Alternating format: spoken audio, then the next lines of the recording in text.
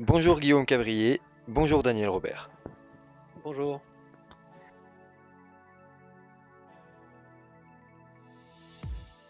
Pouvez-vous présenter la société Lemantech et nous expliquer comment est née l'idée de cette collaboration avec votre client? Alors, la société Lemantech est née sur le bassin lémanique.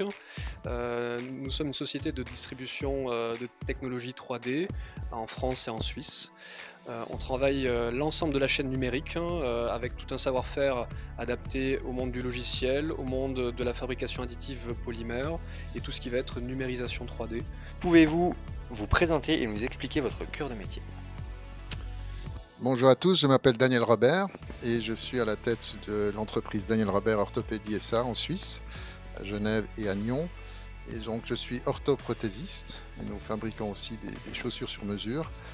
Et nous fabriquons donc des orthèses, des prothèses, des moyens auxiliaires, des assises sur mesure pour le monde du polyhandicap et également des orthèses de compression pour les grands brûlés.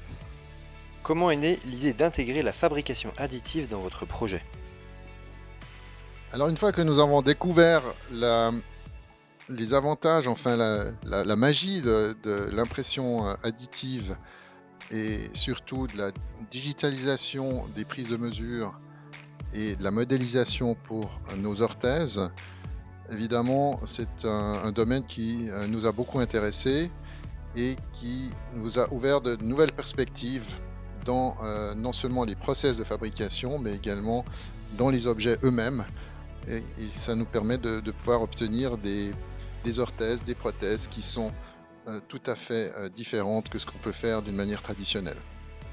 Comment avez-vous répondu à la demande initiale de votre client? Alors toute la difficulté qui fait partie des enjeux, c'est d'arriver à proposer un modèle de rupture performant. C'est pas uniquement faire des prototypes, mais d'avoir des pièces finies à bon prix, industrialisables. Donc aujourd'hui, tout l'enjeu, c'est d'associer un savoir-faire à une technologie et identifier les bonnes matières qui vont permettre de répondre aux besoins de Daniel Robert Orthopédie. À partir de là, on va itérer, on va affiner petit à petit certains développements pour aboutir à un modèle qui correspond exactement aux fonctions recherchées. Quels sont les avantages de la technologie utilisée? Alors ici, nous parlons de la technologie DPP, Daylight Printing Polymer, qui est représentée donc par cette machine qui est la Magna de chez Photocentric. Vous avez un volume de production qui est assez conséquent, donc là on est dans une machine de production industrielle. Vous avez 510 mm sur 280 et 350 mm de haut, donc vous avez une enceinte en chambre qui est quand même assez conséquente pour des pièces de grand volume ou des pièces en série sur le plateau. À partir de là, cette technologie-là, elle se différencie sur le marché parce que vous avez un écran LCD avec des pixels de 137 microns, donc c'est du 4K, qui permet de flasher la lumière et de figer la résine couche par couche. À qui s'adresse ce produit? Alors ici nous sommes en présence d'une pièce quand même assez grande, qui peut être tout à fait encore plus grande, comme disait Monsieur Cabrier.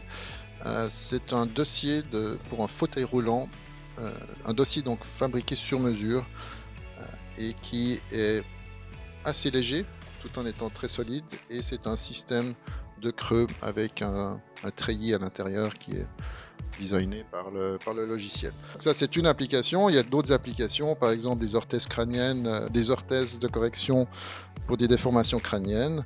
C'est un petit casque d'enfant qui est fait sur mesure et où nous pouvons apporter des éléments décoratifs et de design qui sont quand même très intéressants, qui sont impossibles à faire d'une manière traditionnelle. Les bénéfices clients ont-ils été atteints? Alors pour certaines choses ça l'est.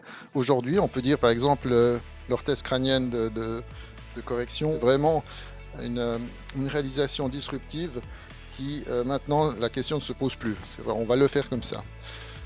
Pour des choses plus compliquées au niveau des forces, au niveau biomécanique, au niveau des charges, on est en recherche, on est en train d'explorer justement les matériaux, les résines, des polymères qui vont tenir le coup sur les charges.